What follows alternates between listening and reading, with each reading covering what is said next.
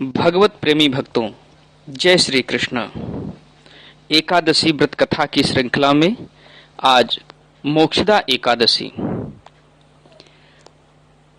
पद्म पुराण के अनुसार महाराज युधिष्ठिर ने कहा, हे भगवान, आप तीनों लोकों के स्वामी, सबको सुख देने वाले और जगत के पति हैं।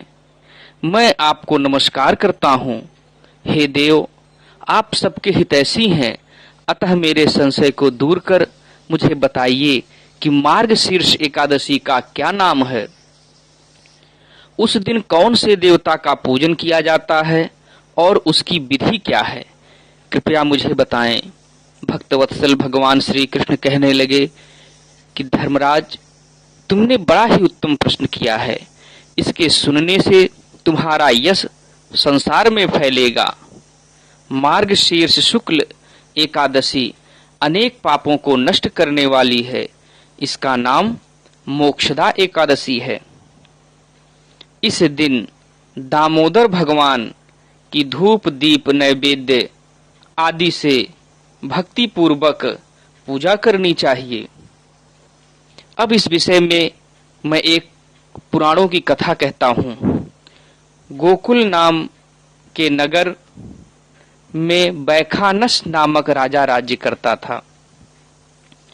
उसके राज्य में चारों वेदों के ज्ञाता ब्राह्मण रहते थे। वह राजा अपनी प्रजा का पुत्रवत पालन करता था।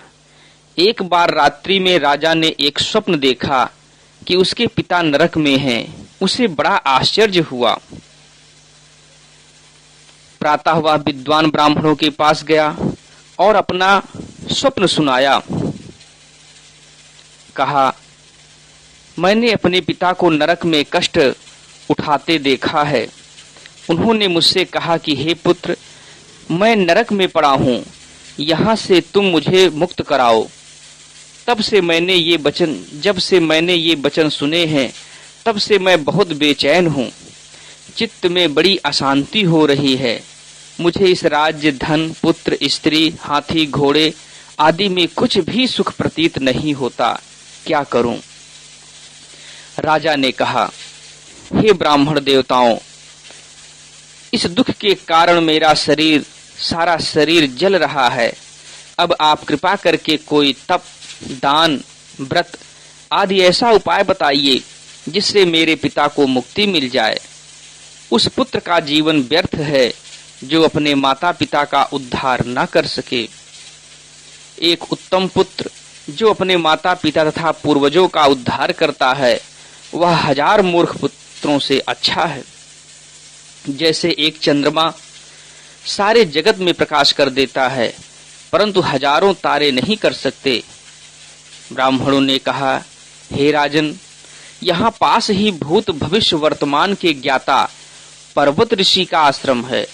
आपकी समस्या का हल वे जरूर करेंगे। ऐसा सुनकर राजा मुनि के आश्रम पर गया।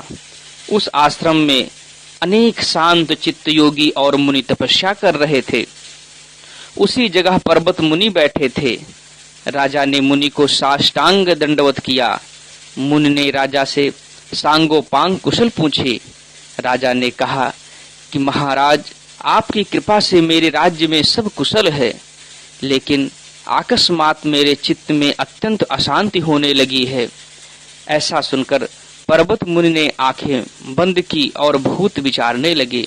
फिर बोले, हे राजन, मैंने योग के बल से तुम्हारे पिता के कुकर्मों को जान लिया है। उन्होंने पूर्व जन्म में कामातुर होकर एक पत्नी को रति दी, किंतु सौत के कहने पर दूसरी पत्नी को ऋतुदान मांगने पर भी नहीं दिया। उसी पाप कर्म के कारण तुम्हारे पिता को नरक में जाना पड़ा। तब राजा ने कहा, इसका कोई उपाय बताइए। मुनि बोले, हे राजन, आप मार्गशीर्ष एकादशी का उपवास करें और उस उपवास के पुण्य को अपने पिता को संकल्प कर दें। इसके प्रभाव से आपके पिता की अवश्य नरक से मुक्ति होगी।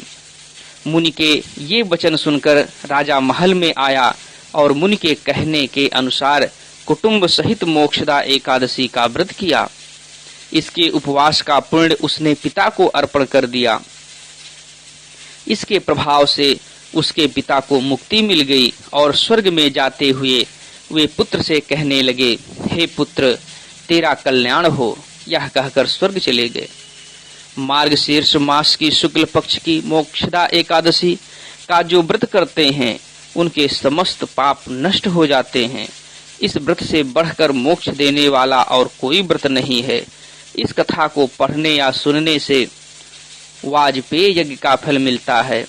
यह व्रत मोक्ष देने वाला तथा चिंतामणि के समान सब कामनाएं पूर्ण करने वाला है। भगवत प्रेमी भक्तों, यदि आप लोगों को वीडियो पसंद आया हो तो कृपया वीडियो को ज्यादा से ज्यादा लाइक एवं शेयर करिए। और हाँ, यदि अभी तक आपने मेरे चैनल को सब्सक्राइब न किया हो तो प्लीज सब्सक्राइब कर लीजिए। वीडियो देखने के लिए धन्यवाद। आपका दिन शुभ हो।